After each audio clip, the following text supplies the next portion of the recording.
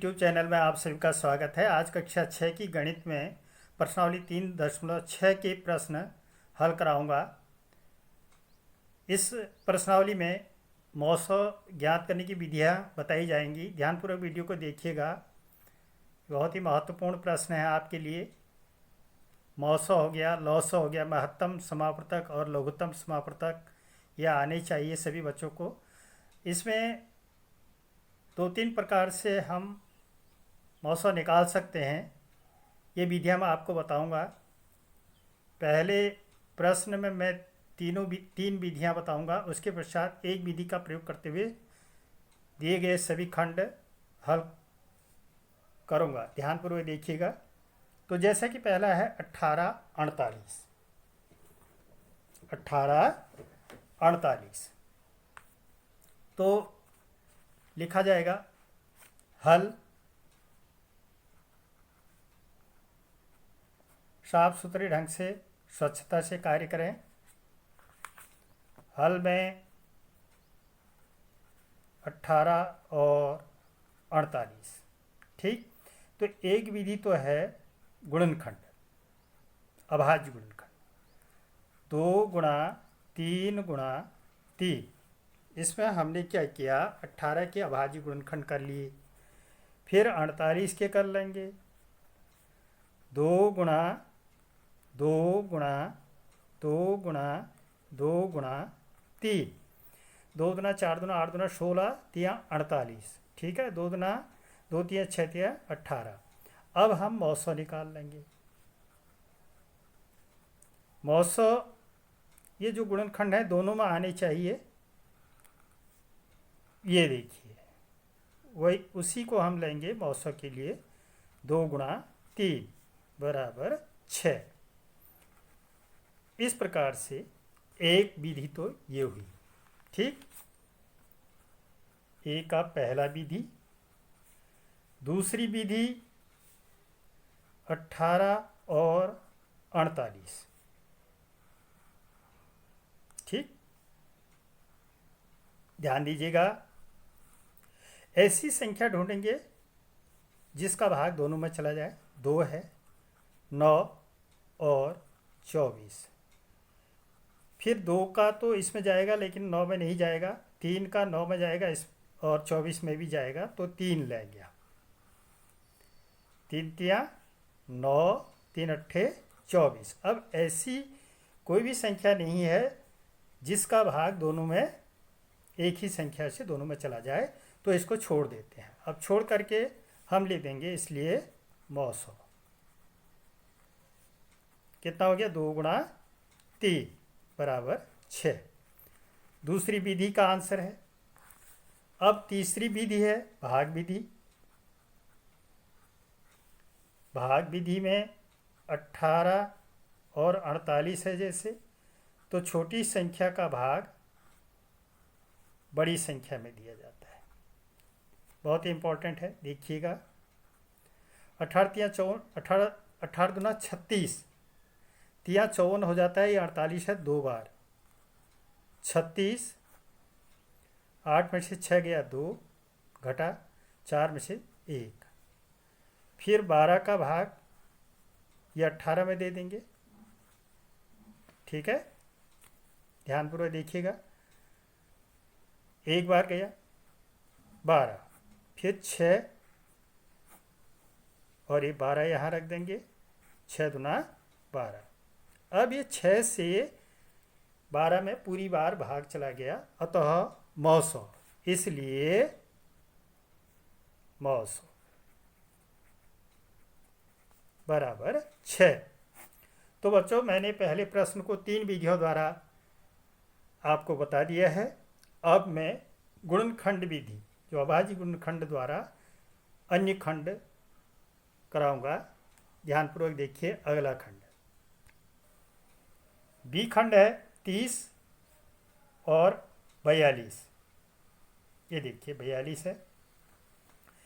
तो 30 के अभाज्य गुणनखंड 2 गुणा 3 गुणा 5, और 42 के अभाज्य गुणनखंड 2 गुणा 3 गुणा 7, 7 या 21 गुना 42। मौसौ, जैसा कि मैंने दोनों में कॉमन गुणनखंड लेंगे, 2 गुणा 3 बराबर 6, 6 पंजे 30, 6 सत्ता 42। ये विधि है। अगला है 18 और 60।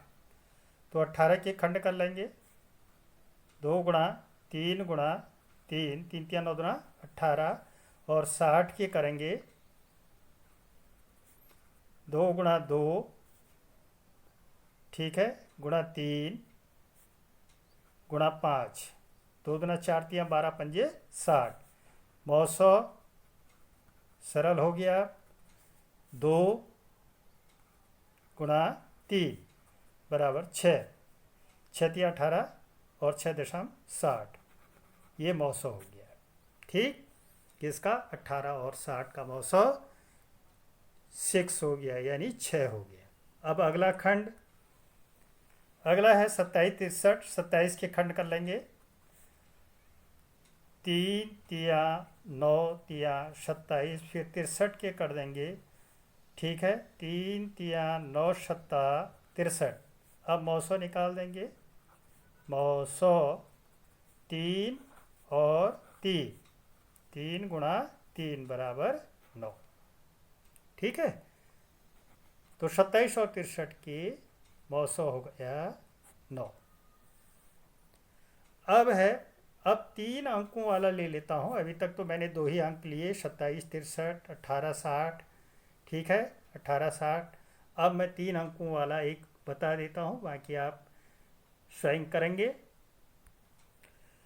यह है 18 54 81, जो भी खंड है क्वेश्चन। तो 18 54 81, 18 के खंड कर लेंगे। इसको मैं 2 विधियों से बता दूंगा अभी। 18 के खंड हो गए आपके 2 गुणा 3 गुणा 3, फिर 54 के खंड कर लो, 3 3 9 18, 54 2 गुणा 3, ठीक है, 3 3 3 3 9, 3 27 गुना 54, फिर 81 के कर देंगे, 9 9 81, यानी 3 3 9 3 27 3 81। ठीक है, अब मौसौ लेंगे। तो अब 2 इसमें यहीं तक है, एक तो हम 3 ले लेंगे, एक 3 और ले लेंगे, तो मौसौ आ गया 3 गुणा 3, क्योंकि इसमें 3 है और इसमें 3 है, बाकी इसमें 2 ही हैं, इसमें नहीं है इस सीरीज में, अतः हम 3 गुणा 3 करके 9 इसका मौसौ होगा। ठीक है, ये हो गया। अब इसको दूसरी विधि से कैसे करेंगे, ध्यान दीजिएगा। 18 भाग 54 कर दो, 18 तिया 54, ये तो पूरी बार गया। फिर 18 का 81 में दे दो, ठीक, 18 का 81 में, 18 का 81 में 18 पंजे 90, 4 बार किया, 18 चौको 72, 11 9, ठीक। अब 9 का भाग 18 में दे दीजिए, 9 दुना 18, पूरी बार चला गया, इसलिए मौसौ 9, ये आंसर हुआ। तो यहाँ भी 9 आया, यहाँ भी 9 आ गया। तो इस तरह से हम इन प्रश्नों के मौसौ ज्ञात कर सकते हैं। अब है अगला, दूसरा प्रश्न है, निम्न के मौसौ क्या है? 2 क्रमागत संख्याएं। तो ए 2 क्रमागत संख्याएं।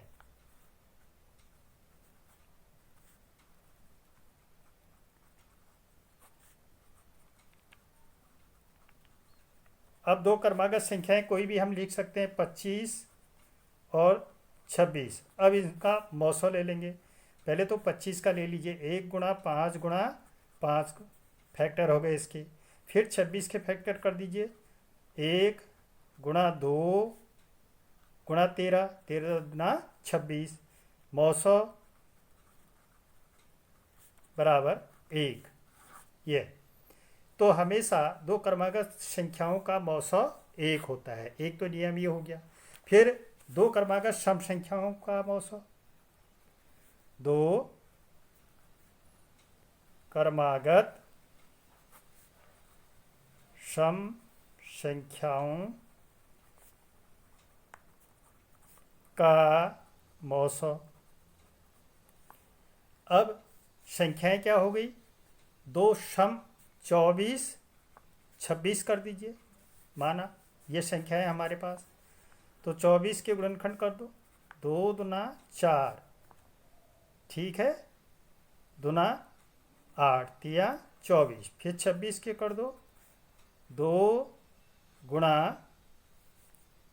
13, 13 दूना 26। समझ में आया? इसलिए मौसो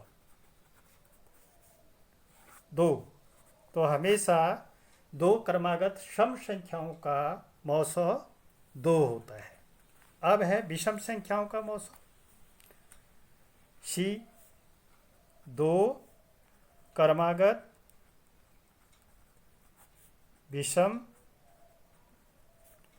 संख्याएं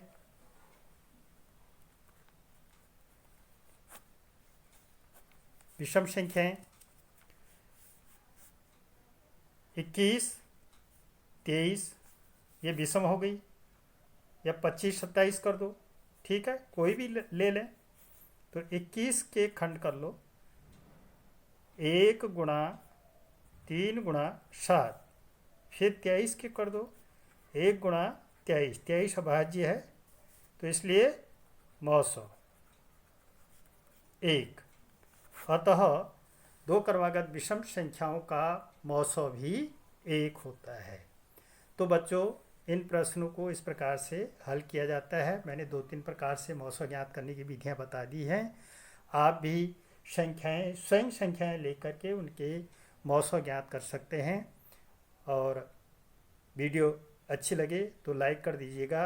अगली वीडियो बाद में डाली जाएगी। तब तक के लिए धन्यवाद।